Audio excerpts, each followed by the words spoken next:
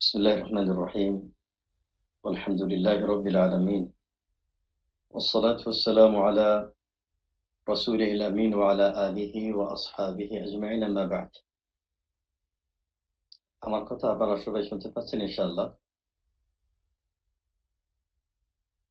আমার কথা ক্লিয়ার শোনা যাচ্ছে?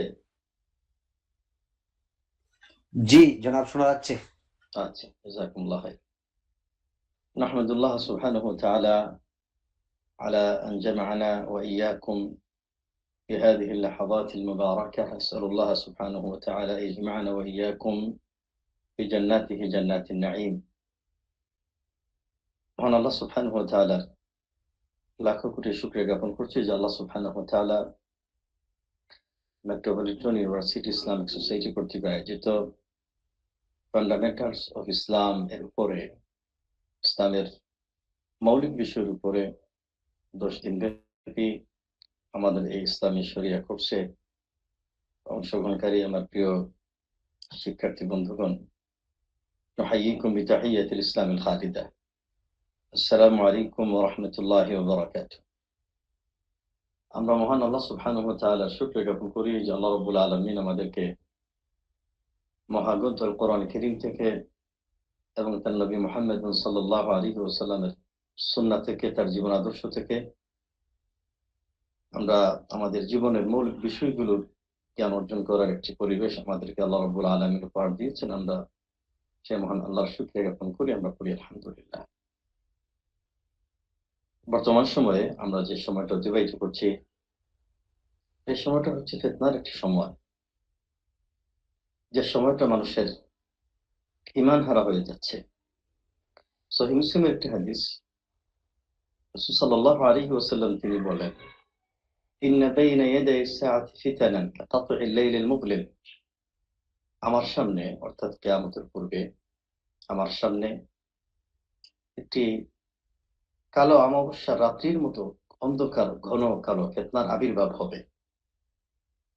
ইউসবিহু আর-রাজুলু মুমিনান, এমন ফিতনা হবে।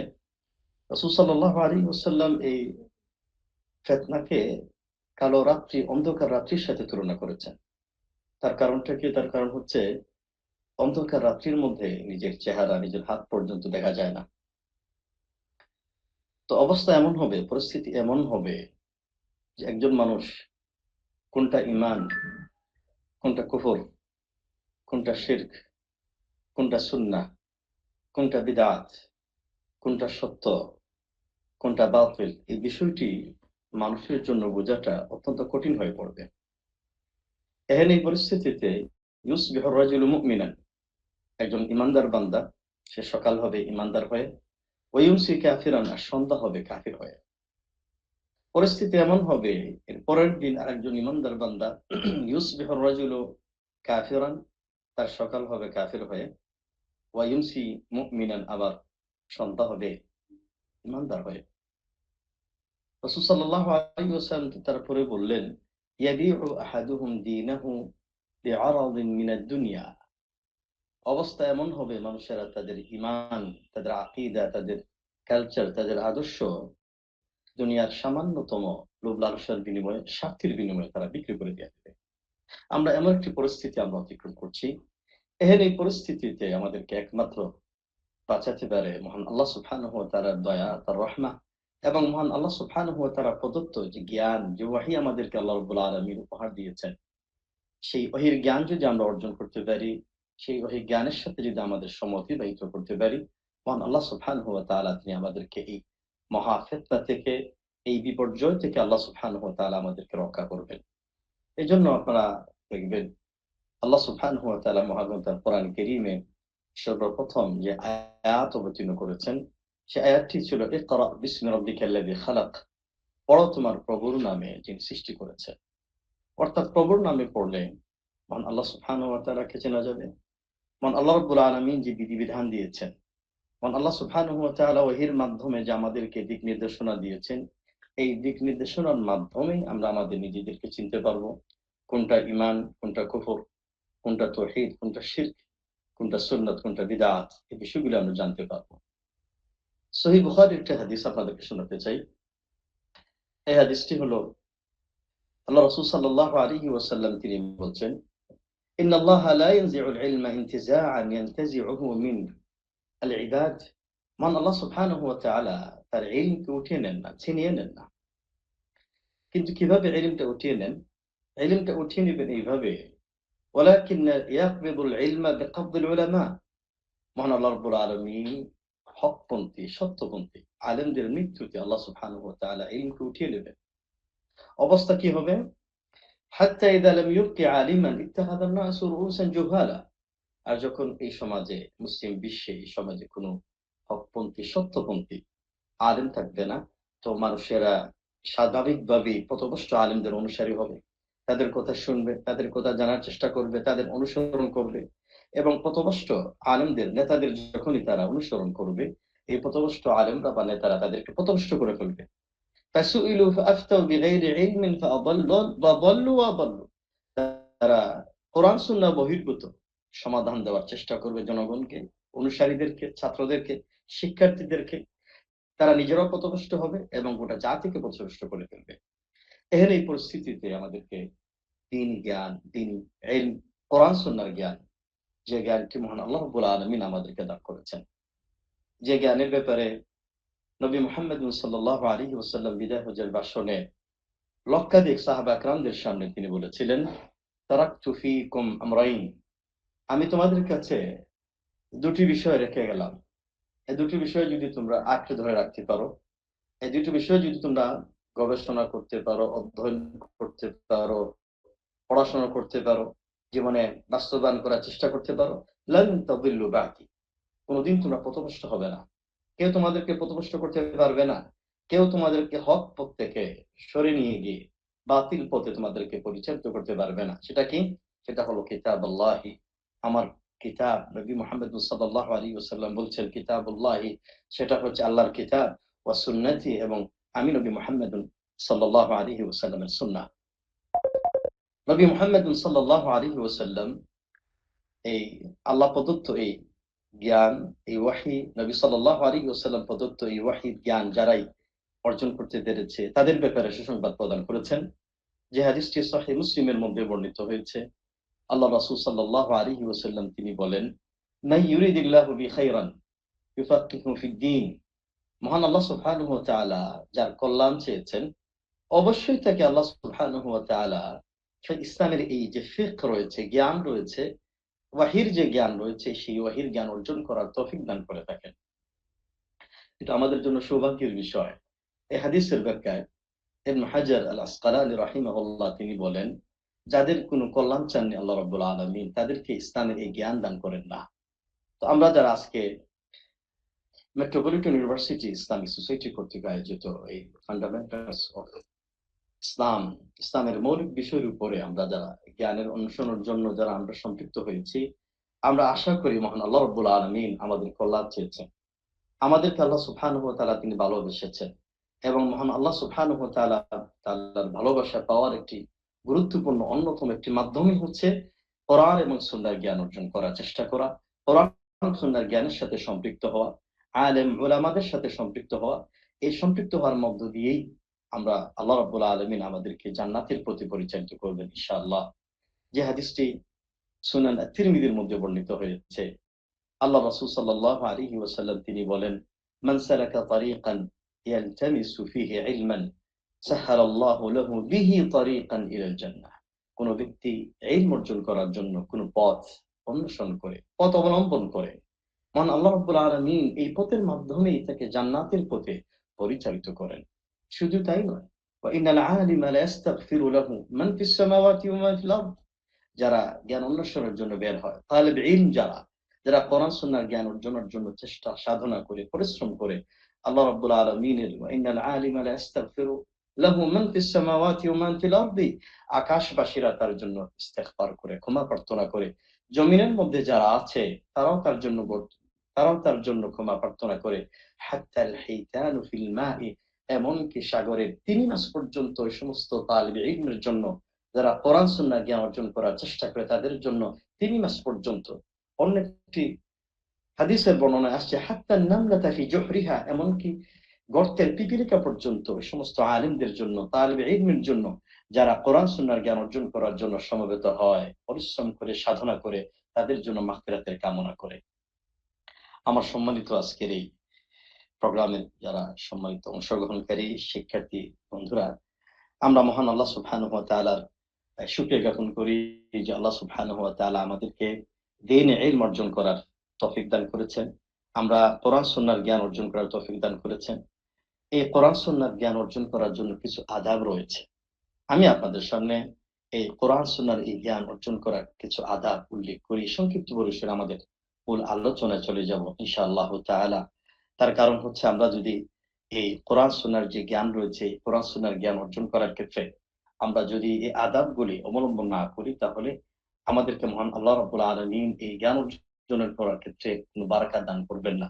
আমরা এই জ্ঞান অর্জন করাটা একটি ইবাদত। আমরা যে কোরআন সুন্নাহর জ্ঞান অর্জন করার জন্য আজকে সমবেত হয়েছি, এটা গুরুত্বপূর্ণ ইবাদত। এই গুরুত্বপূর্ণ ইবাদতের জন্য আমাদের কিছু আদাব রয়েছে। আমাদের সর্বপ্রথম যে আদাবটি আমাদের রক্ষা করা প্রয়োজন, আমাদের বাস্তবায়ন করা প্রয়োজন, আমাদের ১ নম্বর আদাব হচ্ছে, করণীয় হচ্ছে, আমরা যে জ্ঞান অর্জন করার জন্য সমবেত হয়েছি, শরীক হয়েছি, আমাদের যাবতীয় ইবাদত, আমাদের যাবতীয় জ্ঞান অর্জন, অন্বেষণ সবটুকু যেন হয় মহান আল্লাহর জন্য। লিল্লাহি ওয়া বিল্লাহি তাল্লাহি, মহান আল্লাহকে সন্তুষ্ট করার জন্য যেন হয়। কোরআন কারীমে মহান আল্লাহ সুবহানাহু ওয়া তাআলা তিনি ইরশাদ করেছেন, ওয়া রিদওয়ানুম মিনাল্লাহি আকবার, মহান আল্লাহর সন্তুষ্টি সবচেয়ে বড় সন্তুষ্টি। এজন্য কোরআন কারীমে সূরাতুল বাইয়িনায় মহান আল্লাহ রাব্বুল আলামিন ইরশাদ করেছেন, ওয়া মা উমিরু ইল্লা লিয়াবুদুল্লাহা মুখলিসিনা লাহুদ-দীন, মহান আল্লাহ রাব্বুল আলামিন নির্দেশ প্রদান করেছেন তার যাবতীয় ইবাদত যেন মহান আল্লাহকে খুশি করার জন্য আমরা করতে পারি। তার কারণ হচ্ছে সহিহ বুখারী যে হাদিসটি ইমাম আল বুখারী রাহিমাহুল্লাহ তিনি উল্লেখ করেছেন তার কিতাবের এই প্রথম এই হাদিসটি, ইন্নামাল আমালু বিন্নিয়াত, নিশ্চয়ই মানুষের প্রত্যেকটি আমল তার নিয়তের উপরই নির্ভরশীল। আমরা কোন উদ্দেশ্যে আজকে সমবেত হয়েছি, আমাদের এই সমবেত হওয়াটা যদি মহান আল্লাহকে খুশি করার জন্য হয়, ফামান কানাত হিজরাতুহু ফাহিজরাতুহু ইলাল্লাহি ওয়া রাসূলিহি, মহান আল্লাহকে খুশি করার জন্য হলে এই কাজটি আল্লাহর জন্য হবে, আল্লাহ রাব্বুল আলামিন তিনি খুশি হয়ে যাবেন। ওয়ামান কানাত হিজরাতুহু ইলা দুনিয়া, কোন ব্যক্তির যদি হিজরত মহান আল্লাহকে খুশি না করে কোন ব্যক্তির তার দুনিয়াবি স্বার্থ হাসিলের জন্য হয়, তাহলে ইলা মা হাজারা ইলাই, তাই হিজরত হবে এই দুনিয়া অর্জনের জন্যই, আল্লাহর কাছ থেকে কোনো প্রতিদান পাওয়া যাবে না। আজকে আমাদের এইরকম যে আজকের এই জ্ঞান অন্বেষণের এই যে আয়োজন, এই আয়োজন যদি দুনিয়ার স্বার্থ উদ্ধারের জন্য হয় বা ব্যক্তিগত কোনো স্বার্থ উদ্ধার করার জন্য হয়, হাসিলের জন্য হয়, তাহলে মহান আল্লাহ রাব্বুল আলামিনের সন্তুষ্টি পাওয়া যাবে না। এইজন্য আমরা চেষ্টা করব ইনশাআল্লাহ, আমরা 10টা দিন যেহেতু 10টি মডিউলের আলোকে আমরা সাজিয়েছি ইসলামিক বেসিক শরিয়া কোর্সটি, এই কোর্সটি আমরা শুরু থেকে নিয়ে শেষ পর্যন্ত যেন আমরা মহান আল্লাহ রাব্বুল আলামিনকে খুশি করে তার সন্তুষ্টি কামনা করেই যেন আমরা শরীক হই। আমাদের ব্যক্তিগত জীবন, পারিবারিক জীবন যেন সবটুকুই যেন মহান আল্লাহর জন্য করি।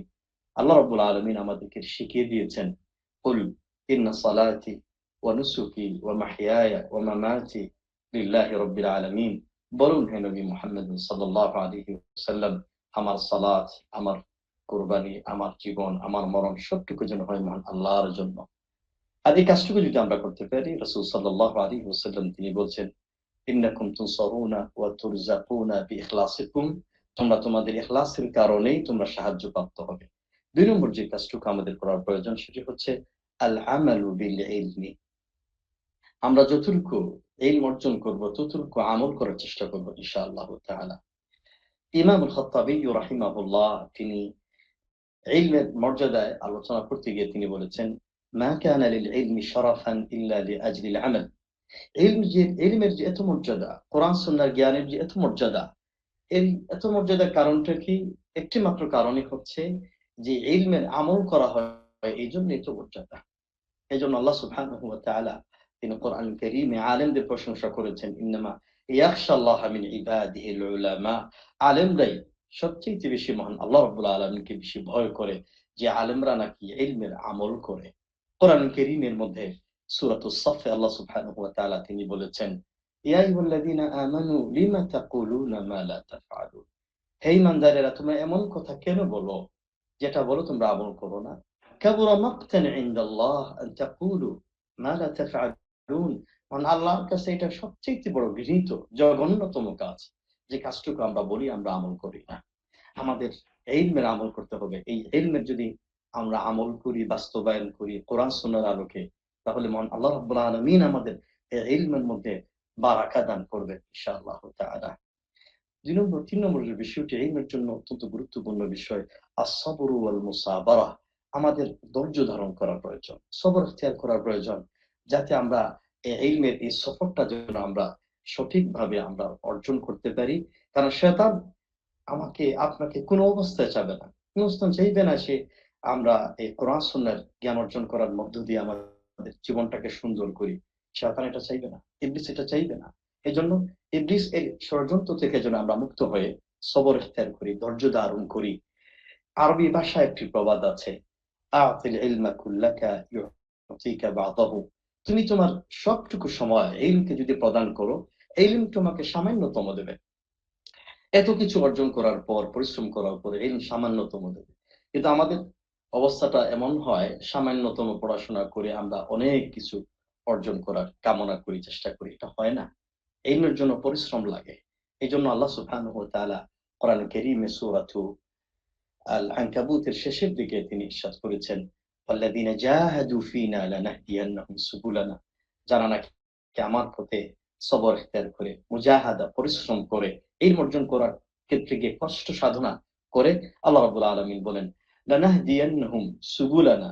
মহান আল্লাহ রাব্বুল আলামিন তার যত পথ আছে সবগুলি পথ ওই বান্দার জন্য তিনি উন্মুক্ত করে দিয়ে দেন। সর্বশেষ আমি এই পয়েন্টে আমাদের আদাব ও তালিবে ইলমের এই আদবের এই পয়েন্টে ৪র্থ নম্বর পয়েন্ট বলেই আমি আমার মূল আলোচনায় চলে যাব। সেটা হচ্ছে মহান আল্লাহর কাছে বারবার তৌফিক কামনা করা, মহান আল্লাহর কাছে সাহায্য কামনা করা। কারণ আমরা যদি যে ইলম অর্জনের জন্য আমরা পরিশ্রম করছি, সময় দিচ্ছি, মহান আল্লাহ রাব্বুল আলামিন যদি তিনি আমাকে দয়া করে আমাকে যদি ইলম অর্জন করার তৌফিক না দেন, এটাকে আমল করার, বাস্তবায়ন করার তৌফিক না দেন, আমরা কেউই এই আমল করতে পারবো না। কেউই জ্ঞানী হতে পারবো না। এজন্য আল্লাহ রাসূল সাল্লাল্লাহু আলাইহি ওয়াসাল্লাম যে হাদিসটি সহিহ মুসলিমের মধ্যে বর্ণিত হয়েছে, তিনি বলেন, ইন্নামা আনা কাসিমুন ওয়াল্লাহুল মু'তি। আমি নবী মুহাম্মদ সাল্লাল্লাহু আলাইহি ওয়াসাল্লাম হলাম কাসিম। কাসিম অর্থ হচ্ছে ইলম বন্টনকারী। যিনি ইলম বন্টন করেন, রাসূল সাল্লাল্লাহু আলাইহি ওয়াসাল্লাম তিনি ইলম বন্টন করছেন। তিনি কোরআন এবং সুন্নাহর কথা আমাদেরকে জানান দিয়েছেন। কিন্তু ওয়াল্লাহুল মু'তি, আর কাকে তিনি আলেম বানাবেন, কে আলিম হবে, কে জ্ঞানী হবে, কে কোরআন সুন্নাহর জ্ঞান অর্জন করবে, কে আমল করবে, ওয়াল্লাহুল মু'তি। মহান আল্লাহ সুবহানাহু ওয়া তাআলা একমাত্র আলিম বানাবার, তিনি একমাত্র মালিক। কাকে তিনি আলিম বানাবেন তার হাতেই সমস্ত ক্ষমতা। এইজন্য নবী মুহাম্মদ সাল্লাল্লাহু আলাইহি ওয়াসাল্লামের দায়িত্ব হলো প্রসার করা। তিনি হলেন আল মুবাল্লিগ, তিনি প্রচার করেছেন। এজন্য আরাফার ময়দানে তিনি বলেছেন, আল্লাহুম্মা ইন্নী কাদ বাল্লাগত আল্লাহুম্মা ফাশহাদ। হে আল্লাহ, আমি এই দাওয়াত পৌঁছে দিয়েছি, তুমি সাক্ষী থেকে যাও। তো নবী মুহাম্মদ সাল্লাল্লাহু আলাইহি ওয়াসাল্লামের উত্তরসূরি হিসেবে আমরাও ইলমের প্রসারের কাজে নিয়োজিত আছি। কিন্তু আমরা সবাই মিলে মহান আল্লাহর কাছে যদি তৌফিক কামনা না করি, কেউ কিন্তু আমাকে আলিম বানাতে পারবে না। এজন্য কোরআন কারীমে সূরাতুল ফাতিহায় আমরা যখনই পড়ি, ইয়াকা না'বুদু ওয়া ইয়াকা নাস্তাঈন, আল্লাহ তোমারই ইবাদত করি এবং তোমারই কাছে সাহায্য প্রার্থনা করি। এখানে আপনার একটা চমৎকার একটি বিষয়, ইবনে তাইমিyyah রাহিমাহুল্লাহ এই আয়াতের ব্যাখ্যায় বলেছেন যে, মহান আল্লাহ সুবহানাহু ওয়া তাআলা এখানে ইবাদতের পাশাপাশি ইস্তিআনা, আল্লাহর কাছে সাহায্যের কথা সরাসরি আল্লাহ রাব্বুল আলামিন উল্লেখ করেছেন। তার কারণ আমরা যতই ইবাদত করি, যদি মহান আল্লাহ রাব্বুল আলামিন আমাকে সাহায্য সহযোগিতা তৌফিক না দেন, আল্লাহর কাছে যদি আমরা প্রার্থনা না করি, দোয়া না করি, তা না হলে কিন্তু মহান আল্লাহ রাব্বুল আলামিনের ইবাদত বন্দেগী সঠিকভাবে, সম্পূর্ণভাবে সুন্দর করে ইবাদত বন্দেগী করা সম্ভবপর নয়। এজন্য রাসূলুল্লাহ সাল্লাল্লাহু আলাইহি ওয়াসাল্লাম তিনি তার সাহাবী মুআয ইবনে জাবাল রাদিয়াল্লাহু আনহুকে তিনি বলেছিলেন, ইয়া মুআয ইন্নী উহিব্বুক। হে মুআয, আমি তোমাকে ভালোবাসি। লা তাদআন্না দুবারা কুল্লি সালাতিন মাকতুবা। তুমি প্রত্যেক ফরজ সালাতের পরে এই দোয়াটি পড়তে ভুলে যাবে না। আল্লাহুম্মা আইন্নী আলা যিকরিকা ওয়া শুকরিকা ওয়া হুসনি ইবাদাতিক। হে আল্লাহ, তোমার সুন্দরভাবে তোমার জিকির আদ করতে, স্মরণ করতে, সুন্দরভাবে তোমার উত্তমভাবে ইবাদত করতে আমাকে সহযোগিতা করুন, সাহায্য করুন। এই জন্য আমরা সদা সর্বদা আমরা যেন মহান আল্লাহর কাছে চাই, আল্লাহর কাছে প্রার্থনা করি, দোয়া করি, জেনে যাতে আল্লাহ রাব্বুল আলামিন আমাদেরকে এই ইমানদার বান্দা বানান, আমাদেরকে তালিবে ইলম হিসেবে কবুল করেন, কোরআন সুন্নাহর জ্ঞান অর্জন করার তৌফিক দান করেন। সেই ইলম অনুযায়ী যেন আমাদের ব্যক্তি, পরিবার, সমাজ, রাষ্ট্রকে আমরা যেন উপহার দিতে পারি, বাস্তবায়ন করতে পারি। আল্লাহর সন্তুষ্টি কামনায় তৌফিক দান করুন। ওয়া মা তৌফিক ইল্লা বিল্লাহ। আমার সম্মানিত উপস্থিতি, আমি আজকে যেহেতু আজকে আমাদের প্রথম দার্স, প্রথম একটি ক্লাস, এই শুরুতেই আমি মনে করেছি যে আপনাদের সামনে কোরআন এবং সুন্নাহ থেকে একজন তালিবে ইলমের দায়িত্ব এবং কর্তব্য হিসাবে কথাগুলি আপনাদেরকে স্মরণ করিয়ে দেওয়া। আপনাদের অনেকেই মাশাআল্লাহ আপনাদের কথাগুলি আপনারা সবাই জানেন। তারপরও ওয়াযাক্কির ফাইন্না যিকরা তানফাউল মুমিনিন, আল্লাহ সুবহানাহু ওয়া তাআলা বলেছেন যে তুমি মুমিনদেরকে স্মরণ করিয়ে দাও, কারণ স্মরণ করিয়ে দিলেই মুমিনদের উপকারে আসে। আমি আপনাদের একজন ভাই হিসাবে আপনাদেরকে স্মরণ করে দিয়েছি। এই কথাগুলি আমার জন্য, এই কথাগুলি আপনাদের সবার জন্য। মহান আল্লাহ রাব্বুল আলামিন এই কথাগুলি আমাদের সবাইকে আমল করার তৌফিক দান করুন। আসুন আমাদের সম্মানিত উপস্থিতি, আমরা আমাদের আলোচনার মূল আলোচনায় আমরা চলে যাই। আপনাদের সামনে ইনশাআল্লাহ তাআলা আমরা 10টি মডিউলে কোরআন কারীমের এবং নবী মুহাম্মদ সাল্লাল্লাহু আলাইহি ওয়াসাল্লামের তথা ইসলাম শরিয়ার যে গুরুত্বপূর্ণ বিষয়গুলো রয়েছে, এই গুরুত্বপূর্ণ মৌলিক বিষয়গুলো নিয়ে আমরা দীর্ঘ ইনশাআল্লাহ আলোচনা করব। ইনশাআল্লাহ 10টি দিন আমরা 10টি মডিউলে আলোচনা করার চেষ্টা করব।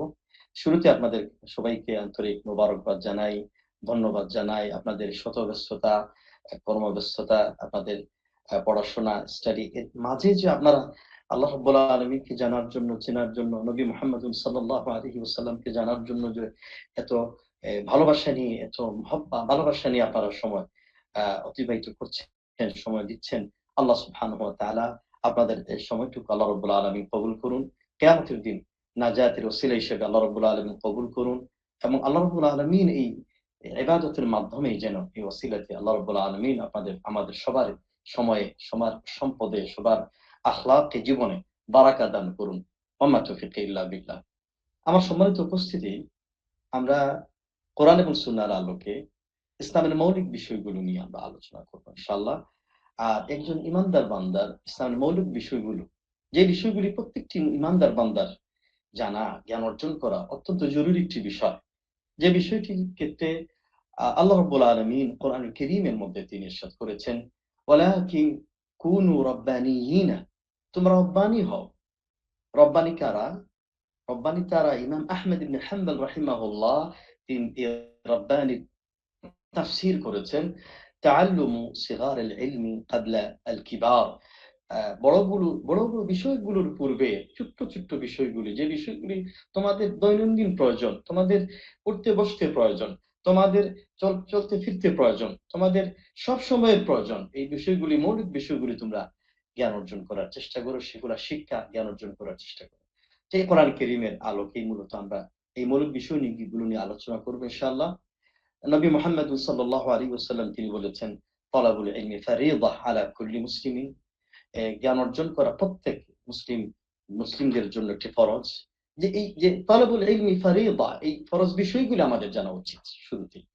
আস্তে আস্তে ধীরে ধীরে ইনশাআল্লাহ আমরা মৌলিক বিষয় জ্ঞান অর্জন করার পরে আমরা ধীরে ধীরে ধারাবাহিকভাবে আমরা অন্যান্য যে বিষয়গুলো রয়েছে সেই বিষয়গুলো আমরা জ্ঞান অর্জন করার চেষ্টা করবো ইনশাআল্লাহ তাআলা।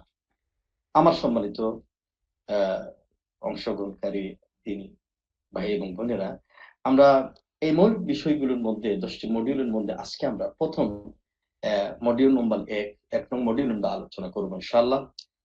আমরা চলুন আমাদের এই মডিউলগুলির প্রথম যে মডিউল রয়েছে সেই মডিউলের আলোচনা শুরু করি। 1 নং মডিউলে আমরা আপনাদের সামনে ইতিমধ্যেই আমি শীটগুলো দিয়ে দিয়েছি, পিডিএফ আকারে আমি শীট দিয়েছি এবং এই পিডিএফ আকারে যে শীটটা দিয়েছি আপনারা তাদের হাতে অবশ্যই চলে গিয়েছে। আপনারা চেষ্টা করবেন এই শীটগুলো প্রিন্ট আউট করে একটা ফাইলের মধ্যে রেখে দিয়ে এটাকে যদি আমরা প্রতিদিন একটু স্টাডি করি, গবেষণা করি, পড়াশোনা করে আসি এবং আজকে যতটুকু আলোচনা করবে আলোচনার আলোকে পরবর্তী দার্সে আমি আপনাদের কাছ থেকে কিছু শোনার চেষ্টা করবো ইনশাআল্লাহ।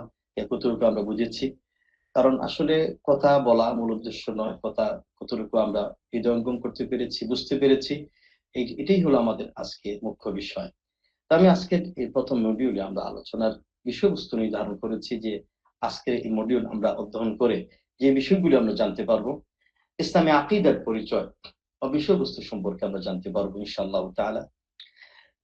২ নম্বরে ইসলাম, মুসলিম ও দ্বীন এর পরিচয় সম্পর্কে আমরা জানতে পারবো ইনশাআল্লাহ। ৩ নম্বরে ঈমানের পরিচয় বিষয়বস্তু সম্পর্কে জানতে পারবো ইনশাআল্লাহ তাআলা।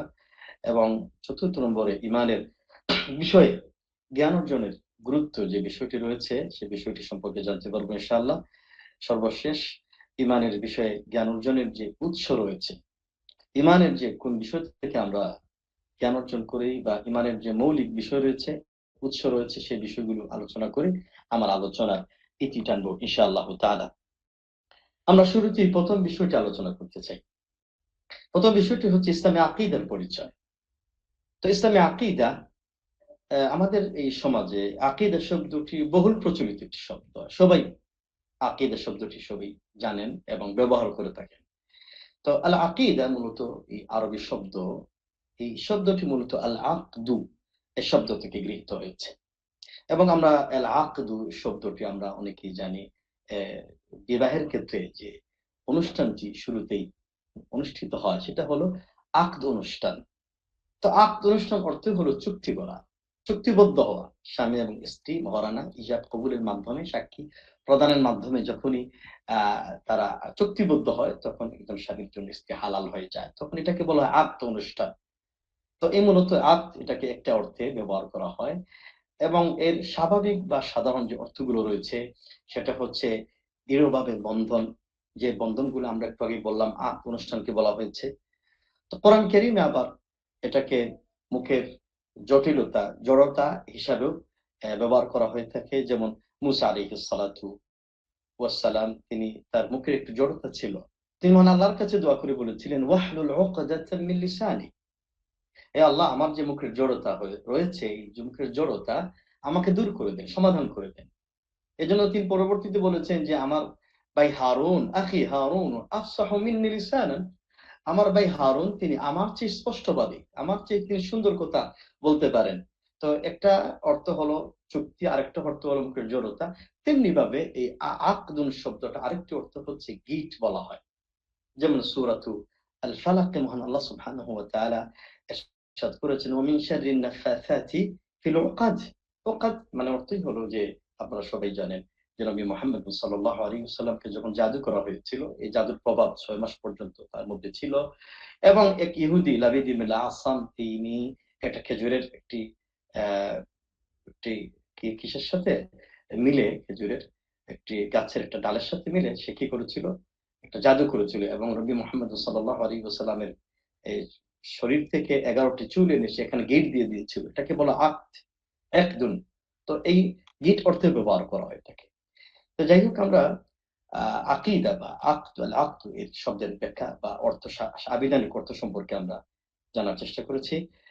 ইসলামী আকীদা পরিভাষায় ইসলামী আকীদা কি বলা হয়?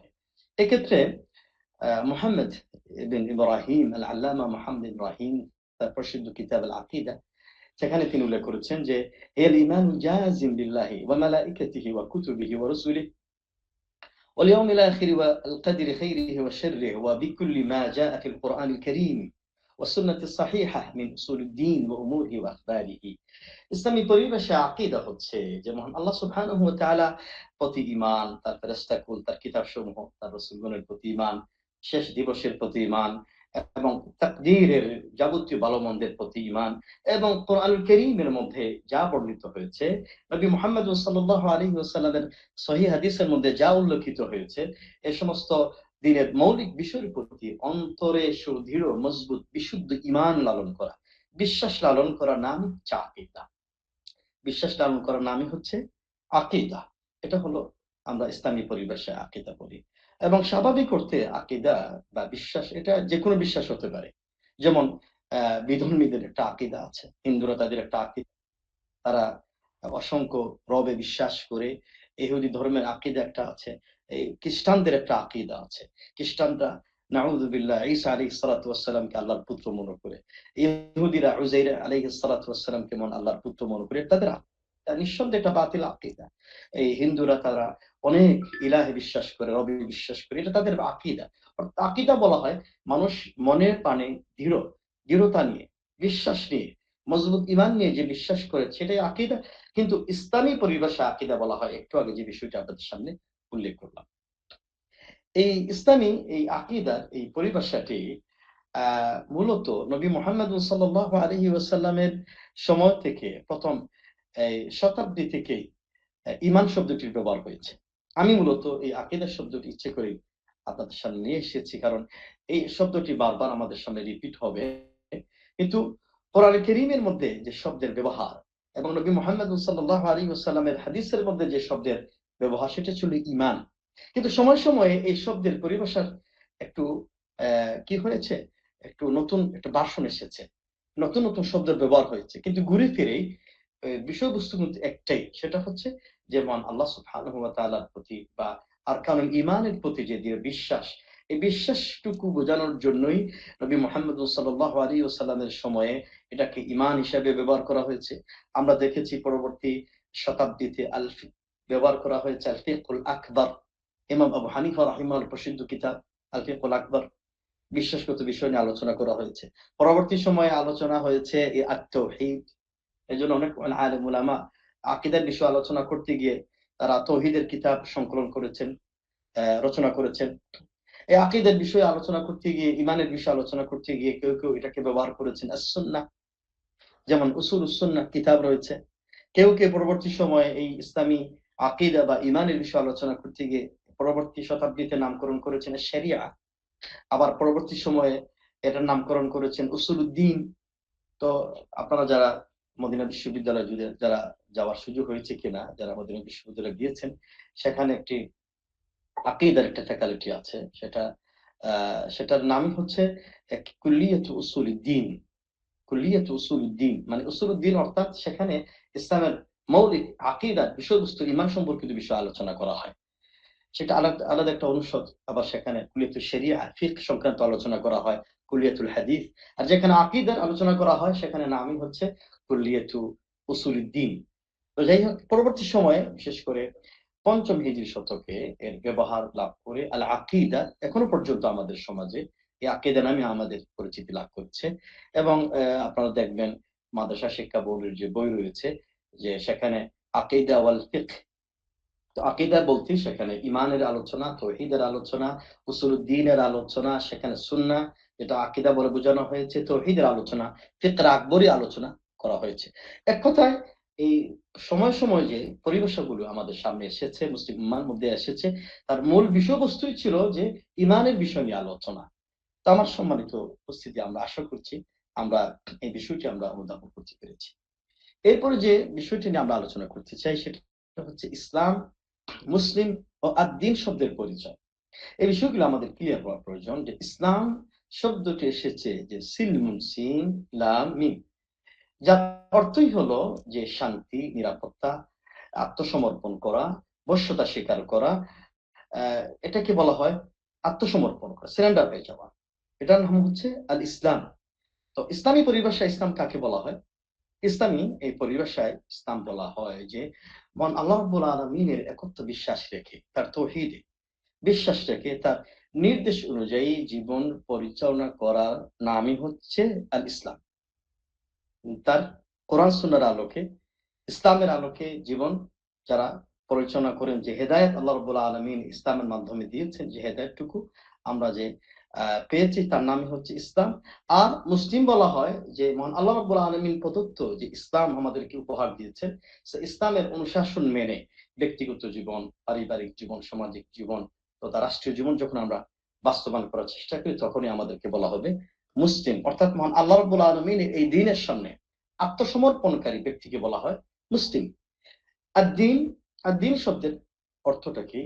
এই দ্বীন শব্দটি ইসলামী পরিভাষায় অত্যন্ত গুরুত্বপূর্ণ একটি শব্দ। এই দ্বীন শব্দটি এসেছে দানা ইয়াদিন, যার কিছু মৌলিক অর্থ আছে। একটি অর্থ হচ্ছে আনুগত্য করা, আরেকটি অর্থ হচ্ছে শাসনের অধীনে থাকা, আরেকটি অর্থ হচ্ছে প্রতিদান দেওয়া, এই সবগুলি অর্থ কিন্তু কোরআন কারীমের মধ্যে বর্ণিত হয়েছে। যেমন মালিক ইয়াউমিদ্দিন, এখানে অর্থ করা হয়েছে যে কিয়ামতের দিবসের কথা উল্লেখিত হয়েছে। কোরআন কারীমে এই দিন শব্দের অনেক জায়গায় আনুগত্যের কথা আসছে, অনেক জায়গায় এই দিন শব্দটি আসছে আল্লাহ সুবহানাহু ওয়া তাআলার প্রদত্ত যে জীবন ব্যবস্থা ইসলাম। যেমন কোরআন কারীমে সূরাতুল সাফের মধ্যে আল্লাহ রাব্বুল আলামিন ইরশাদ করেছেন, হুয়াল্লাযী আরসালা রাসূলাহু বিল হুদা ওয়া দীনিল হাক্কি। মহান আল্লাহ সুবহানাহু ওয়া তাআলা তিনি তার রাসূলকে প্রেরণ করেছেন সত্য দিন দিয়ে প্রেরণ করেছেন, লিইয়ুযহিরাহু আলা দ্বীনি কুল্লি। এই পৃথিবীতে যত মানুষের তৈরি করা মতবাদ আছে, ইসলাম ছাড়া যত ধর্ম আছে, সবগুলি ধর্মের উপরে, মতবাদের উপরে আল্লাহ প্রদত্ত এই দিন ইসলামকে বাস্তবায়ন করা, এটাকে বিজয় দান করার জন্যই আল্লাহ রাব্বুল আলামিন এই দিনকে প্রেরণ করেছেন। তাহলে এই দিনের বিভিন্ন অর্থ আছে। দিনের আরেকটা অর্থ হচ্ছে জীবন ব্যবস্থা বা পথ বা অনুসরণ। কোরআন কারীমে আলোচনা হয়েছে যে আল্লাহ রাব্বুল আলামিন বলেছেন, ইন্নাদ-দীনা ইনদাল্লাহিল ইসলাম। নিশ্চয়ই আল্লাহর কাছে মনোনীত জীবন ব্যবস্থা, কমপ্লিট কোড অফ লাইফ, একমাত্র শুধুমাত্র জীবন ব্যবস্থার নামই হচ্ছে আল ইসলাম। তো আমরা মূলত এই দিন সম্পর্কিত বিষয়ে আমরা জানার চেষ্টা করেছি। এখন আমরা যে বিষয়টি বলতে চাই যে এই দিনটি আমরা পেয়েছি, ইসলাম যে আমরা পেয়েছি, ইসলামের অনুসরণ করার কারণে আমরা মুসলমান হয়েছি, এই দ্বীনের অনুসরণ করার কারণে আমরা মুসলিম হয়েছি। এই দ্বীনের অনুসরণ ছাড়া এই পৃথিবীতে অন্য কোনো ধর্মের অনুসরণ করা, অন্য কোনো মতবাদের অনুসরণ করা, এটা কিন্তু মহান আল্লাহ সুবহানাহু ওয়া তাআলা কোনো ব্যক্তির কাছ থেকে আল্লাহ গ্রহণ করবেন না। তার কারণ মহান আল্লাহ সুবহানাহু ওয়া তাআলা এই জীবন ব্যবস্থা, এই জীবন পথ চলার জন্য, মানুষের জীবন ব্যবস্থা তার অনুসরণ করার জন্য একটি মাত্র ধর্ম আমাদেরকে দ্বীন উপহার দিয়েছেন। এজন্য এই দিন ইসলামের অনুসরণ করা ছাড়া পৃথিবীতে যত মানুষের তৈরি করা মতবাদ আছে, বা দিন ইসলাম ছাড়া ইহুদি ধর্ম আছে, খ্রিস্টান ধর্ম আছে, কোন ধর্মই আল্লাহর কাছে কবুল হবে না। কারণ এই ইসলামটাকে আল্লাহ রাব্বুল আলামিন আমাদের জন্য মনোনীত করেছেন। আল-ইয়াওমা আকমালতু লাকুম দীনাকুম, আমি তোমাদের জন্য তোমাদের এই দিনকে পরিপূর্ণ করে দিয়েছি। আতমামতু আলাইকুম নি'মাতি, তোমাদের জন্য আমি আমার নিয়ামতকে পরিপূর্ণ করে দিয়েছি। অর্থাৎ ইসলাম নাজিল করার মাধ্যমেই এই নিয়ামতকে পরিপূর্ণ করা হয়েছে। ওয়া রাদিতু লাকুমুল ইসলামা দীনা, এবং এই দিন ইসলাম তোমাদের জন্য আমি এটাকে আমি জীবন ব্যবস্থা হিসেবে গ্রহণ করেছি। অর্থাৎ এখন পৃথিবীতে যারা মুসলমান দাবি করবে, যারা মহান আল্লাহর প্রতি ঈমান এনেছেন, রাসূলের প্রতি ঈমান এনেছেন, ইসলামের বিধানগুলি দ্বারা মানার চেষ্টা করেছেন, তাদের জন্য ইসলাম ছাড়া মানুষের তৈরি করা অথবা অন্য কোন ধর্মের অনুসরণ করা কোনো অবস্থায় এটা জায়েজ হবে না, এটা হারাম হবে। শুধু তাই না, আল্লাহ সুবহানাহু ওয়া তাআলা বলেছেন যে ওয়া মান ইয়াবতাগি গায়রাল ইসলামি দীনা, এই ইসলামের জীবন ব্যবস্থা ছাড়া অন্য কোনো জীবন ব্যবস্থা, কোন ধর্ম যদি কেউ তালাশ করে অনুসরণ করার চেষ্টা করে, সময় দিয়ে পরিশ্রম করে তার পিছনে সময় অতিবাহিত করে, ফালান ইউকবালা মিনহু, তার কাছ থেকে কোনদিন কোন অবস্থায় এটা গ্রহণ করা হবে। বর্তমান বিশ্বে ইসলাম ছাড়া অনেকগুলি ধর্ম আছে। ইহুদি ধর্ম আছে, খ্রিস্টান ধর্ম আছে, বৌদ্ধ ধর্ম আছে, হিন্দু ধর্ম আছে, আর অনেকগুলি ধর্ম আছে। ইসলাম ছাড়া পৃথিবীতে অনেকগুলি মতবাদ আছে, সেকুলারিজম আছে, সমাজতন্ত্র আছে, বা অনেকগুলো মানুষের, লেনিন, মাও সেতুং, কার্ল মার্ক্সের অনেকগুলি, ডারউইনের অনেকগুলি মতবাদ আছে। এখন একজন মুসলিম অবশ্যই তাহাকে ইসলামের এই ধর্ম, আল্লাহ প্রদত্ত জীবন ব্যবস্থা অনুসরণ করবে। কেউ যদি নিজেকে মুসলিম হিসাবে দাবি করে, ইসলাম ছাড়া, আল্লাহ প্রদত্ত ইসলাম ছাড়া অন্য কোনো ইহুদি ধর্মের, খ্রিস্টান ধর্মের অথবা হিন্দু ধর্মের এই জীবন ব্যবস্থা গ্রহণ করতে পারবে না। তেমনি ভাবে মানুষের তৈরি করা যত মতবাদ আছে, সে মতবাদ গুলি সে গ্রহণ করতে পারবে না। আপনারা আমাদের সমাজে অনেক সময় দেখবেন যে অনেক মুসলিম যুবকেরা বলে যে আমি একজন সেকুলার মুসলিম। এটা অত্যন্ত গর্হিত একটা কথা, একটা মারাত্মক একটি কথা। এই কথাটা কোনো মুসলিম যুবক বলতে পারে না, এটা কেউ বিশ্বাস করতে পারবে না। কথা কেউ যদি বলে আমি একজন সেকুলার মুসলিম, অথবা আমি সেকুলারিজম বিশ্বাস করি, আমি ধর্ম নিরপেক্ষ মতবাদে বিশ্বাসী, ওই ব্যক্তির কোনো ঈমান থাকবে না। তার কারণ আল্লাহ সুবহানাহু ওয়া তাআলা জীবন ব্যবস্থার জন্য আমাদেরকে, আল্লাহ রাব্বুল আলামিন ইসলামকে মনোনীত করেছে, ইসলামকে বাছাই করেছে। এজন্য আপনাকে বলতে হবে আমি একজন পূর্ণাঙ্গ মুসলিম, আমি একজন মুসলিম, ইসলামের অনুসারী। আপনি সেকুলার মুসলিম, কারণ সেকুলারিজম মানে কি, ধর্ম মতবাদ অর্থই হচ্ছে ধর্ম এবং রাজনীতি আলাদা। এই একজন ইমানদার ব্যক্তি কোন সময় ধর্ম থেকে রাজনীতি, অর্থনীতি, সমাজনীতি আলাদা করতে পারবে না। কারণ আল্লাহ সুবহানাহু ওয়া তাআলা এই কোরআন, এই ইসলাম আমাদেরকে দিয়েছেন, ইসলামের কিছু অংশ আমরা শুনবো, অনুসরণ করবো, আর কিছু অংশ আমরা মানবো না, এটা হতে পারে না। কোরআন কারীমে আল্লাহ রাব্বুল আলামিন বলেছেন, আফাতুমিনুনা বিবাদিল কিতাব ওয়া তাকফুরুনা বিবাদ, তোমরা কোরআন কারীমের কিছু অংশ মানবে আর কিছু অংশকে তোমরা স্বীকার করবে, এটা হতে পারে না। এই জন্য আজকে আপনারা দেখবেন যে বর্তমান এই মুসলিম দেশে, আমাদের এই প্রিয় জন্মভূমি বাংলাদেশে, অনেক যুবক ভাইরা, অনেক যুবতীরা তারা বলে যে আমরা সেকুলার মুসলিম, আমরা সেকুলারিজম বিশ্বাস করি। এটা হতে পারে না, কোন মুসলিম এটা বিশ্বাস করতে পারে না। আরেকটি বিষয় আপনাদেরকে বলি, ইসলাম একমাত্র কেবলমাত্র গ্রহণযোগ্য জীবন ব্যবস্থা, ধর্মের নাম। এটা যদি কেউ বলে যে ইসলাম হচ্ছে সর্বশ্রেষ্ঠ ধর্ম, না, এই কথাটা সঠিক হবে না। ইসলাম হচ্ছে, অনেকেই বলে যে ইসলাম হচ্ছে পৃথিবীর সর্বশ্রেষ্ঠ ধর্ম, না, এই কথাটা সঠিক নয়। এই কথাটা প্রমাণ করে যে ইসলাম ছাড়াও যে ধর্মগুলো রয়েছে সেটাও ভালো ধর্ম, সেটাও উত্তম ধর্ম, তবে সবচেয়ে বেস্ট হচ্ছে ইসলাম ধর্ম। জি না, বিষয়টা কিন্তু এরকম নয়। বিষয়টা হচ্ছে ইন্নাদ-দীন ইনদাল্লাহি ইসলাম, একমাত্র কেবলমাত্র জীবন ব্যবস্থা, ধর্মের নাম হচ্ছে ইসলাম।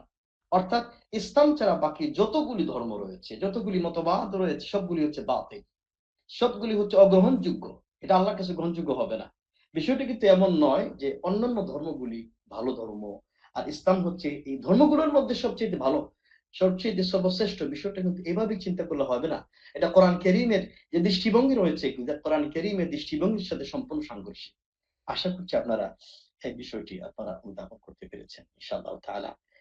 এরপর যে আমরা আমাদের ৩ নম্বর পয়েন্টে আলোচনা করি, ইমানের আমরা আলোচনা করি ইনশাআল্লাহ তাআলা।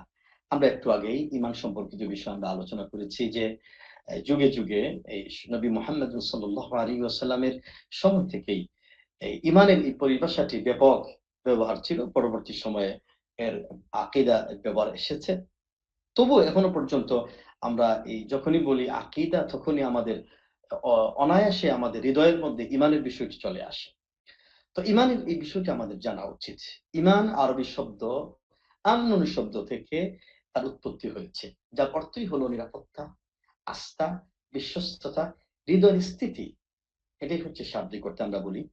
আর ইসলামী পরিভাষায় ইমান বলা হয় ৩টি বিষয়ের সমন্বয়কে ইমান বলা হয়।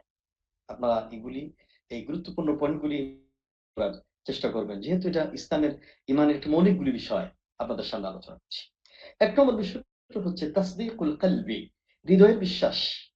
হৃদয় দিয়ে আপনি অনুধাবন করবেন, বিশ্বাস করবেন, যে বিষয়টি আপনি অনুধাবন করছেন, হৃদয় দিয়ে আপনি মহব্বত করবেন, ভালোবাসবেন, এটা বিশ্বাস করবেন, হৃদয় দিয়ে আপনি স্বীকৃতি দেবেন। ২ নম্বর বিষয়টি হচ্ছে ইকরারুল লিসানি, মুখের স্বীকারোক্তি, এটা আপনাকে দিতে হবে। ৩ নম্বর বিষয়টি হচ্ছে আমালুল জাওয়ারিহ, অঙ্গ প্রত্যঙ্গের আমল। এই ৩টি বিষয়ের সমন্বয় হচ্ছে ঈমান। তাসদীকুল কলব, এটা কেন বললাম? কারণ আপনারা সবাই জানেন যে নবী মুহাম্মদ সাল্লাল্লাহু আলাইহি ওয়াসাল্লামের সময় মুনাফিকরা কিন্তু তারা ঈমান এনেছিল।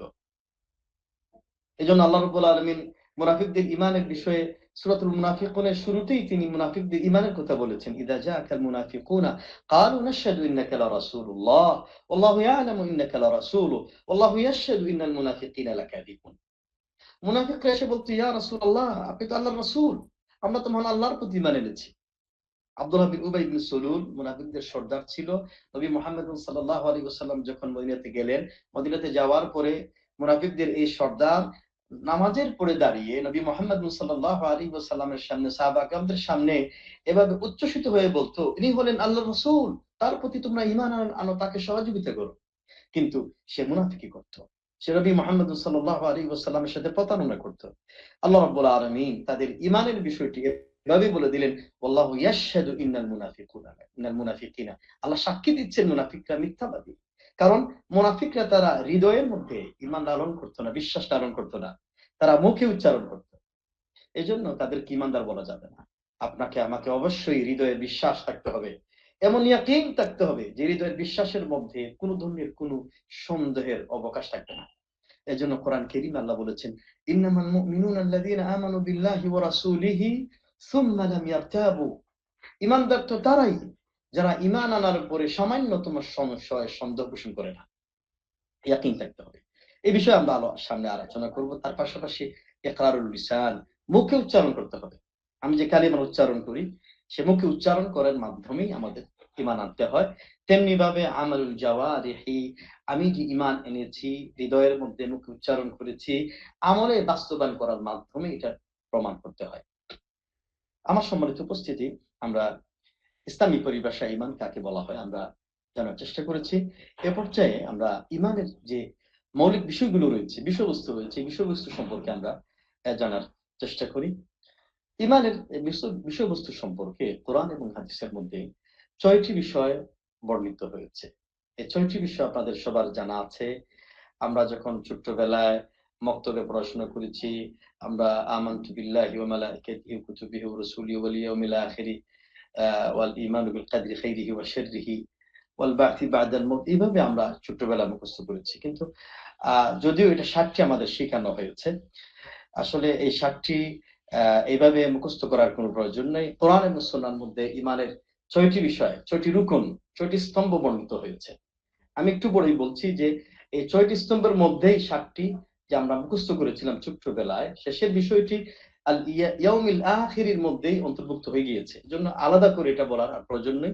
সেটা হচ্ছে কি, যেমন কোরআন কারীমে সূরাতুল বাকারার ১৭৭ নম্বর আয়াতে আল্লাহ সুবহানাহু ওয়া তাআলা ঈমানের বিষয়টি বলেছেন, ওয়ালাকিন্নাল বিররা মান আমানা বিল্লাহ, যারা আল্লাহর প্রতি ঈমান আনে, ওয়াল ইয়াউমিল আখিরি, আখিরাতে বিশ্বাস করে, ওয়াল মালাইকাতি, ফেরেশতাদের প্রতি, ওয়াল কিতাবি, কিতাবের প্রতি, ওয়ান নাবিয়িন, নবীদের প্রতি, নবীদের প্রতি। এবং সূরাতুল কমরে আল্লাহ রাব্বুল আলামিন এই ঈমানের রুকনের ৬ নং বিষয়টি বলেছেন, ইন্না কুল্লা শাইইন খালাকনাহু বিকদার, আমি প্রত্যেকটি বিষয় পরিমিত রূপে সৃষ্টি করেছি, তাকদীর করে সৃষ্টি করেছি। তাহলে ঈমানের এই ২ আয়াতের মাধ্যমে ঈমানের ৬টি বিষয় চলে আসে। আমরা যদি নবী মুহাম্মদ সাল্লাল্লাহু আলাইহি ওয়াসাল্লাম সহিহ মুসলিমে একটি হাদিস বর্ণিত হয়েছে, সেই হাদিসটি অত্যন্ত গুরুত্বপূর্ণ একটি হাদিস। ইমাম আন-নাওয়ী রাহিমাহুল্লাহ ৪০ হাদিসটির যে কিতাবটি রয়েছে, দ্বিতীয় হাদিসটি এখানে উল্লেখ করছেন। সেই হাদিসটি ছিল যে নবী মুহাম্মদ সাল্লাল্লাহু আলাইহি ওয়াসাল্লাম সাহাবা-কিরামদেরকে নিয়ে বসাচ্ছিলেন। হঠাৎ করে একজন ধবধবে সাদা মানুষ এবং কালো, এই সাদা পাগড়ি, কালো চুল নবী মুহাম্মদ সাল্লাল্লাহু আলাইহি ওয়াসাল্লামের কাছে এসে বসলেন। তো হাদিসের রাবী ওমর ইবনে খাত্তাব রাদিয়াল্লাহু আনহু তিনি বললেন, লা ইয়ারিফুহু মিন্না আহাদ, এই আগন্তুক ব্যক্তিকে আমাদের মধ্যে কেউ চেনে না। নতুন একজন আগন্তুক ব্যক্তি আমাদের কাছে আসলেন। ফাসনাদ রুকবাতাইহি ইলা রুকবাতাই, এবং তিনি তার উরু, তার হাঁটুকে নবী মুহাম্মদ সাল্লাল্লাহু আলাইহি ওয়াসাল্লামের সাথে, হাঁটুর সাথে মিলিয়ে বসলেন। মিলিয়ে বসার পরে বললেন, ইয়া মুহাম্মদ আখবিরনি আনিল ইসলাম, ইসলাম সম্পর্কে বলুন। নবী মুহাম্মদ সাল্লাল্লাহু আলাইহি ওয়াসাল্লাম ইসলাম সম্পর্কে বললেন। তিনি বললেন, সাদাকতা, সত্য বলেছেন। তো ওমর ইবনে খাত্তাব বললেন, ফাআজিবনা লাহু ইয়াসআলুহু ওয়া ইউসাদ্দিকুহু, আমরা আশ্চর্য হয়ে গেলাম, যিনি আবার প্রশ্ন করছেন নবী মুহাম্মদ সাল্লাল্লাহু আলাইহি ওয়াসাল্লামকে, আবার এই প্রশ্নের উত্তর দেওয়ার পরে তিনি আবার একটা সত্যায়ন করছেন। আমরা অবাক হয়ে গেলাম। তারপরে নবী মুহাম্মদ সাল্লাল্লাহু আলাইহি ওয়াসাল্লামকে ওই ব্যক্তি প্রশ্ন করলেন, ইয়া মুহাম্মদ আখবিরনি আনিল ঈমান, হে নবী মুহাম্মদ সাল্লাল্লাহু আলাইহি ওয়াসাল্লাম, ঈমান সম্পর্কে আপনি বলুন। তখন নবী মুহাম্মদ সাল্লাল্লাহু আলাইহি ওয়াসাল্লাম ঈমান সম্পর্কে বলেছেন, আল ঈমানু, এখানে আপনাদের হাদিসে দেওয়া আছে, আন তুমিনা বিল্লাহি ওয়া মালাইকাতিহি ওয়া কুতুবিহি ওয়া রুসুলিহি ওয়াল ইয়াউমিল আখিরি ওয়াল কদরি খাইরিহি ওয়া শাররিহি। তাহলে এখানে কিন্তু ঈমানের ৬টি বিষয় বর্ণিত হয়েছে। আর আমরা মুখস্থ করেছি ওয়াল বা'থি বা'দাল মাউত, মৃত্যুর পরবর্তী যে জীবনটা, সেটার প্রতি বিশ্বাস করা। আসলে ওয়াল বা'থি বা'দাল মাউত এটা কিন্তু ওয়াল ইয়াউমিল আখিরের মধ্যে অন্তর্ভুক্ত হয়ে গিয়েছে। এজন্য এটা আলাদা করে বলার কোনো প্রয়োজন নেই। যেহেতু রাসূলুল্লাহ সাল্লাল্লাহু আলাইহি ওয়াসাল্লাম স্পষ্টভাবে আমাদেরকে ঈমানের ৬টি রুকনের কথা আমাদেরকে শিক্ষা দিয়েছেন। তো আমাদের ঈমানের রুকন হচ্ছে, স্তম্ভ হচ্ছে ৬টি। এবং এই ৬টির মধ্যেই ঈমানের যাবতীয় আলোচনা। এই ৬টি বিষয় আমাদের ভালোভাবে হৃদয়ঙ্গম করতে হবে, ভালোভাবে আমাদের বুঝতে হবে। এই ৬টি বিষয়ে যদি আমরা সঠিকভাবে ঈমান আনতে পারি, তাহলেই কি আল্লাহ রাব্বুল আলামিন আমাদেরকে যে ঈমানদারদের প্রশংসা করেছেন কোরআনুল কারীমে, সেই ঈমানদার হতে পারবো ইনশাআল্লাহ তাআলা। আমরা ৪র্থ নম্বরে আলোচনা করি, চতুর্থ পয়েন্টে আলোচনা করি। ৪র্থ পয়েন্টে হচ্ছে ঈমানের গুরুত্ব নিয়ে আলোচনা। তো এখানে আমরা যে সঠিকভাবে যদি আমরা ঈমানদার হতে পারি, মহান আল্লাহ সুবহানাহু ওয়া তাআলা তিনি কোরআনুল কারীমের মধ্যে বলেছেন, এই পৃথিবীর মধ্যে অনেক মাখলুকাত আল্লাহ সুবহানাহু ওয়া তাআলা সৃষ্টি করেছেন। এবং কোরআন কারীমে মূলত ওয়ালাকাদ কাররামনা বানি আদম, আল্লাহ বলেছেন, আমি আদম সন্তানকে সম্মানিত করেছি। মহান আল্লাহ সুবহানাহু ওয়া তাআলার লক্ষ কোটি কোটি মানব জাতি, মানব মাখলুকাত আল্লাহ সৃষ্টি করেছেন। আমাদের অনেক সময় আমরা শুনি যে মহান আল্লাহ রাব্বুল আলামিনের 18,000 মাখলুকাত, আসলে এরকম কোনো বক্তব্য কোরআন এবং সুন্নাহর মধ্যে বর্ণিত হয়নি। মানে আল্লাহ সুবহানাহু ওয়া তাআলা অসংখ্য মাখলুকাত, কোটি কোটি মাখলুকাত, যার কোনো হিসাব আমাদের কাছে নেই। কেবলমাত্র মহান আল্লাহ রাব্বুল আলামিন তিনি ভালো জানেন তার কত সৃষ্টির কত সংখ্যা রয়েছে। তো এখানে এই যত সৃষ্টি রয়েছে, মানব জাতি রয়েছে, জিন জাতি রয়েছে, ফেরেশতাকুল রয়েছে এবং আর অন্যান্য জাতি রয়েছে। এই সমস্ত জাতির মধ্যে সর্বশ্রেষ্ঠ জাতি হচ্ছে তারাই। আল্লাহ রাব্বুল আলামিন সূরাতুল বাইয়িনার ৭ নম্বর আয়াতে তিনি ইরশাদ করছেন, ইন্নাল্লাযীনা আমানু ওয়া আমিলুস সালিহাত উলাইকা হুম খায়রুল বারিয়াহ। নিশ্চয়ই যারা ঈমানদার এবং আমল সালেহ করেছে তারাই হলো পৃথিবীর সর্বশ্রেষ্ঠ, তারাই হলো পৃথিবীর সৃষ্টির সেরা, তারাই হলো পৃথিবীর সর্বশ্রেষ্ঠ মাখলুকাত। সুবহানাল্লাহ বিহামদি। তাহলে এই পৃথিবীর সর্বশ্রেষ্ঠ মাখলুকাত হওয়ার জন্য যে আমাদের যে বিষয়টি অর্জন করতে হয় সেটা হচ্ছে ঈমান আনা, সেটা হচ্ছে সুস্পষ্টভাবে শিরক আনা। ঈমানের কারণেই আল্লাহ সুবহানাহু ওয়া তাআলা আমাদেরকে তিনি সর্বশ্রেষ্ঠ সৃষ্টির সেরা হিসেবে আমাদেরকে ঘোষণা করেছেন। এজন্য আপনারা দেখবেন পৃথিবীতে যত জাতি আছে সমস্ত জাতির মধ্যে মুসলিম জাতিকে মহান আল্লাহ রাব্বুল আলামিন বলেছেন, কুনতুম খায়রা উম্মাহ, তোমরাই হলো পৃথিবীর সর্বশ্রেষ্ঠ জাতি। কেন? উখরিজাত মিন তা'মুরুনা বিল মা'রুফ ওয়া তানহাউনা আনিল মুনকারি ওয়া তু'মিনুনা বিল্লাহ। কারণ তোমরা ভালো কাজের আদেশ করো, অন্যায় কাজ থেকে মানুষদেরকে বিরত রাখো। আর ওয়া তু'মিনুনা বিল্লাহ, মানে আল্লাহর প্রতি তোমাদের ঈমান আছে, বিশ্বাস আছে। এই কারণেই তোমাদেরকে পৃথিবীর সর্বশ্রেষ্ঠ জাতি হিসেবে আল্লাহ রাব্বুল আলামিন কবুল করেছেন। আলহামদুলিল্লাহ। আমরা আসলে সৌভাগ্যবান। আল্লাহ রাব্বুল আলামিন এই পৃথিবীর লক্ষ কোটি মানুষের মধ্য থেকে আমাদেরকে ঈমানদার বানিয়েছেন।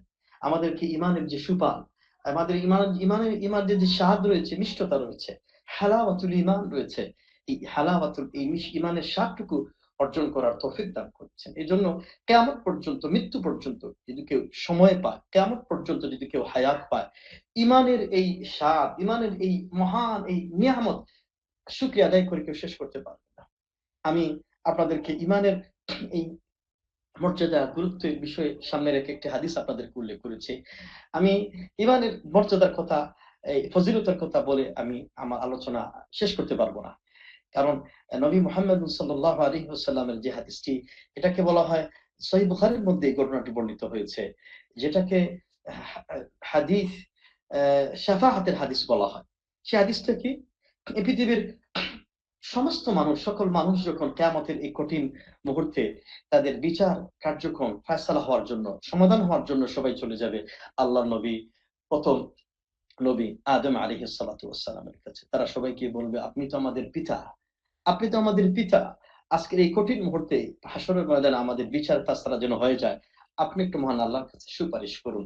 আদম আলাইহিস সালাতু ওয়াস সালাম বলবেন, আমি পারবো না, তোমরা চলে যাও নূহ আলাইহিস সালাতু ওয়াস সালামের কাছে। তিনি বলেন, আমি পারবো না, তোমরা চলে যাও আল্লাহর নবী ইব্রাহিম আলাইহিস সালাতু ওয়াস সালামের কাছে। তিনি বলেন, আমি পারবো না, তোমরা চলে যাও আল্লাহর নবী মূসা আলাইহিস সালাতু ওয়াস সালামের কাছে। তিনি বলেন, আমি পারবো না, তোমরা চলে যাও আল্লাহর নবী ঈসা আলাইহিস সালাতু ওয়াস সালামের কাছে। তিনি বলেন, আমি পারবো না। ঈসা আলাইহিস সালাতু ওয়াস সালাম তিনি বলবেন, তোমরা চলে যাও আখিরে নবী মুহাম্মদুন সাল্লাল্লাহু আলাইহি ওয়াসাল্লামের কাছে। সবাই গোটা দুনিয়ার শুরু থেকে নিয়ে শেষ পর্যন্ত সবাই মিলে নবী মুহাম্মদ সাল্লাল্লাহু আলাইহি ওয়াসাল্লামের কাছে গিয়ে তারা সুপারিশ করবেন, ইয়া রাসূলুল্লাহ, আপনি, ইয়া মুহাম্মদ, ইয়া রাসূলুল্লাহ, আপনি সুপারিশ করুন এই কঠিন মুহূর্ত যেন আমাদের ফয়সালা হয়ে যায়, আমরা যেন এই কঠিন এই মুসিবত থেকে আমরা যেন উদ্ধার হতে পারি, কিয়ামতের এই বিভীষিকাময় পরিস্থিতি থেকে যে আমরা পরিত্রাণ পেতে পারি। নবী মুহাম্মদ সাল্লাল্লাহু আলাইহি ওয়াসাল্লাম তিনি তাদের এই পৃথিবীর মানুষের সকল মানুষের কথা শুনে আল্লাহর সামনে তিনি সেজদার মধ্যে পড়ে যাবেন। সহিহ বুখারীর মধ্যে আসছে, তিনি এই সেজদার মধ্যে পড়ে গিয়ে কত সময়, কত বছর এই সেজদার মধ্যে থাকবেন, কতটুকু সময় তিনি অতিবাহিত করবেন, একমাত্র আল্লাহ ছাড়া কেউ বলতে পারবে না। মহান আল্লাহ রাব্বুল আলামিন তিনি খুশি হয়ে বলবেন, ইয়া মুহাম্মদ ইরফা রাসাক, হে মুহাম্মদ সাল্লাল্লাহু আলাইহি ওয়াসাল্লাম, আপনার মাথা উঠান, ওয়াকুল ইউসমা লাক ওয়াসাল তুতা, আপনার মাথা উঠান, আপনি কি প্রশ্ন করেন, কি চান, আপনার প্রশ্নগুলির উত্তর দেওয়া হবে, আপনি যা চাইবেন তা দেওয়া হবে। ওয়াশফা তুশাফা, আপনি যে সুপারিশ করবেন সেই সুপারিশটা কবুল করা হবে। তখন নবী মুহাম্মদ সাল্লাল্লাহু আলাইহি ওয়াসাল্লাম এই কিয়ামতের দিনের এই কঠিন এই পরিস্থিতিতে তিনি তার উম্মতের কথা স্মরণ হয়ে যাবে। তিনি বলবেন, ইয়া রাব্বি উম্মতি উম্মতি, হে রব, আমার উম্মত আমার উম্মত। সুবহানাল্লাহ, আপনি চিন্তা করেন বিশ্বনবী তার উম্মতের প্রতি কি ভালোবাসা। তিনি তার ফাতেমার কথা স্মরণ করবেন না, হাসান হুসাইনের কথা স্মরণ করবেন না, তিনি তার স্ত্রী আয়েশার কথা, খাদিজার কথা স্মরণ করবেন না, তিনি স্মরণ করবেন তার উম্মতের কথা। যে উম্মতকে তিনি ভালোবেসেছেন। যদিও এই সব উম্মুল মুমিনিন উম্মাহাতুল মুমিনিন খাদিজা এবং আয়েশা এবং হাসান হুসাইন এবং আলী ফাতিমা সবাই নবী মুহাম্মদ সাল্লাল্লাহু আলাইহি ওয়াসাল্লামের উম্মাহ। যদিও এই উম্মতের মধ্যে সবচেয়ে ঘনিষ্ঠ ছিলেন তারা, তাদের কথা স্পেসিফিক আলোচনা না করে তিনি সব উম্মতের কথা তিনি আল্লাহর সামনে স্মরণ করবেন, ইয়া রাব্বি উম্মতি উম্মতি, আমার উম্মত ইয়া আল্লাহ। তখন আল্লাহ সুবহানাহু ওয়া তাআলা বলবেন, ইয়া ফাআখরিজ মিনহা মান কানা ফি কলবিহি মিসকালু যাররাতিন আও খারদালিন মিন ঈমান। ইয়া নবী মুহাম্মদ সাল্লাল্লাহু আলাইহি ওয়াসাল্লাম, আপনি জাহান্নামে গিয়ে দেখেন যাদের হৃদয়ের মধ্যে সরিষার দানা পরিমাণ ঈমান থাকবে তাদের নিয়ে আসে। সুবহানাল্লাহ। আপনি চিন্তা করেন যে ব্যক্তি হৃদয়ের মধ্যে সরিষার দানা পরিমাণ ঈমান থাকবে। এরপর নবী মুহাম্মদ সাল্লাল্লাহু আলাইহি ওয়াসাল্লাম তাদের যে সমস্ত ঈমানদার ব্যক্তির হৃদয়ের মধ্যে সরিষার দানা পরিমাণ ঈমান থাকবে তাদেরকে জাহান্নাম থেকে বের করে জান্নাতে নিয়ে আসবে। সুবহানাল্লাহ। নবী মুহাম্মদ সাল্লাল্লাহু আলাইহি ওয়াসাল্লাম আসার পরে আবার তিনি সিজদার মধ্যে পড়ে যাবেন। আল্লাহ রাব্বুল আলামিন বলবেন, ইয়া মুহাম্মদ ইরফা রাসাক, আপনার মাথা উঠান, কি চান? সুপারিশ করুন, সুপারিশ কবুল করা হবে। আবারও তিনি বলবেন, এইরকম করে চতুর্থবার নবী মুহাম্মদ, চারবার নবী মুহাম্মদ সাল্লাল্লাহু আলাইহি ওয়াসাল্লাম বলবেন, আমার উম্মত আমার উম্মত। দ্বিতীয়বার বলবেন, জান নবী মুহাম্মদ সাল্লাল্লাহু আলাইহি ওয়াসাল্লাম, আপনার উম্মতের হৃদয়ের মধ্যে সরিষার দানার চাইতে যেন আরো অনুপরিমাণ যদি ঈমানও থাকে তাদেরকে জাহান্নাম থেকে বের করে নিয়ে এসে জান্নাতে নিয়ে যান। সুবহানাল্লাহ। তাহলে আপনার আমার হৃদয়ের মধ্যে যে ঈমানের বদৌলতের কারণে কিয়ামতের দিন মহান আল্লাহ রাব্বুল আলামিন আমাদেরকে জান্নাত দান করে দিয়ে দিবেন। সরিষার দানা পরিমাণ যদি ঈমানও থাকে জান্নাত দান করে দিবেন। আর যদি আমাদের সরিষার দানা পরিমাণের চাইতে পূর্ণাঙ্গ যদি ঈমান আমরা অর্জন করতে পারি, তাহলে কতই না নিয়ামত মানে আল্লাহর কাছ থেকে আমরা অর্জন করতে পারবো। আমি তো বললাম আপনাদেরকে ঈমানদারদের ফজিলত বৈশিষ্ট্যের কথা বলে আমি শেষ করতে পারবো না। আমার সম্মানিত উপস্থিতি, আমি আমার আলোচনার এই চতুর্থ পয়েন্টে আমি পঞ্চম পয়েন্টে আলোচনা করি। এই পয়েন্টে আর আলোচনা করি না। এই পয়েন্টে অনেক শীটের মধ্যে আমি অনেকগুলি তথ্য উপাত্ত আপনাদেরকে সামনে সংকলন করেছি। আমি আমার স্টাডি লাইফের যতগুলি পড়াশোনা করেছি, দার্স দিয়েছি, দেশে দিয়েছি, সৌদি আরবে দিয়েছি। এদেশে 2011 সাল থেকে আমি বিভিন্ন কিতাবে তাওহীদের উপরে দার্স দিয়েছি, উসুলুস সালাসার উপরে দার্স দিয়েছি এবং ফিকহুল আকবরের উপরে দার্স দিয়েছি, অসংখ্য কিতাবের উপর দার্স দিয়েছি। সবগুলো দার্সের একটা সার মর্ম যদি আপনারা বলেন, সার নির্যাসটুকু যদি আপনারা বলেন, এই সার নির্যাসটুকু আপনাদের সামনে আমি উপস্থাপনা করেছি। এজন্য আপনারা এই শীটগুলো আপনারা পড়বেন, মুখস্থ করবেন। এই শীটগুলো যদি আপনারা মুখস্থ করতে পারেন, আপনি নিজে একজন ভালো ইসলামের কুরআন সুন্নাহর ভালো জ্ঞানী হয়ে যাবেন ইনশাআল্লাহ তাআলা। নিজে একজন অন্য দাওয়াতি কাজ করতে পারবেন। সর্বশেষ 5 নম্বর বিষয়টি বলেই আমি আমার আলোচনা শেষ করব ইনশাআল্লাহ তাআলা। এই ঈমান, এই আহলে সুন্নাত ওয়াল জামাতের কাছে ঈমানের বিষয়ে এই জ্ঞান অর্জনের উৎসটা কি রয়েছে?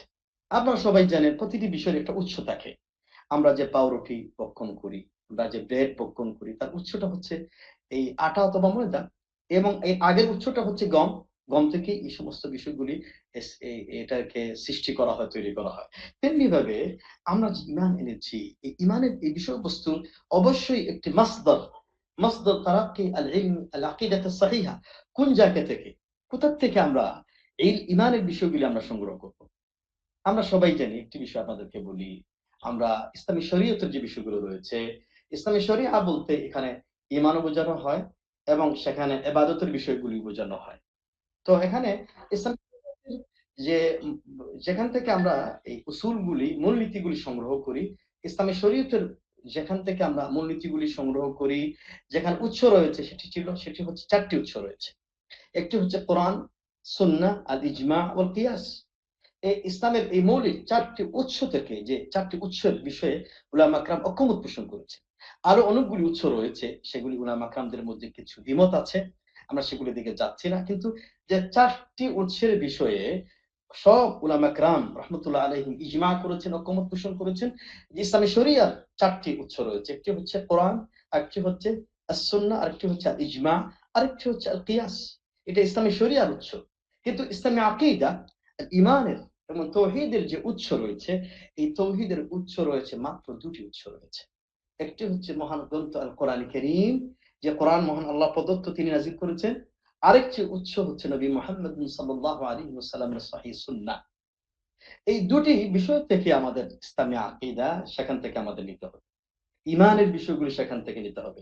এই দুটি উৎসর বাহিরে গিয়ে অন্য যতগুলি উৎস রয়েছে, সে উৎসগুলি থেকে ঈমানের বিষয়গুলি নেওয়া যাবে না। আপনারা এই বিষয়গুলির জন্য আমি আলোচনা করলাম। আমাদের অনেকেই আমি ওই দেখেন এর নিচে আমি আলোচনা করেছি যে অন্যান্য ফিরকা বলতে আমি বোঝানোর চেষ্টা করেছি যে আমরা যারা আহলুস সুন্নাতি ওয়াল জামাআহ, আহলুস সুন্নাহ বলা হয় যারা সুন্নাহর অনুসারী, আর জামাআহ যারা সুন্নাহর উপরে ঐক্যবদ্ধ হয়েছেন তাদেরকে বলা হয় আহলুস সুন্নাহ ওয়াল জামাআহ। আহলুস সুন্নাহ হচ্ছে সুন্নাহর অনুসারী, যে অনুসারীরা সাহাবা কেরাম রাদিয়াল্লাহু আনহুম আমাদের জন্য উত্তম আদর্শ মডেল রয়েছেন, এবং সাহাবা কেরাম যারা এই সুন্নাহর উপর ঐক্যবদ্ধ হয়েছে তাদেরকে বলা হয় জামাআহ। আমরাও মূলত সেই সাহাবা কেরামদের আকীদা ঈমানের আলোকেই মূলত আমাদেরকে সবাইকে আমরা বলি আহলুস সুন্নাতি ওয়াল জামাআহ। এই আহলুস সুন্নাতি ওয়াল জামাআর যে আকীদার যে ঈমানের যে উৎস রয়েছে, সেই উৎস হলো দুটি উৎস। একটি হচ্ছে মহান গ্রন্থ আল কোরআন কারীম, আরেকটি উৎস হচ্ছে নবী মুহাম্মদুন সাল্লাল্লাহু আলাইহি ওয়াসাল্লামের সহিহ সুন্নাহ।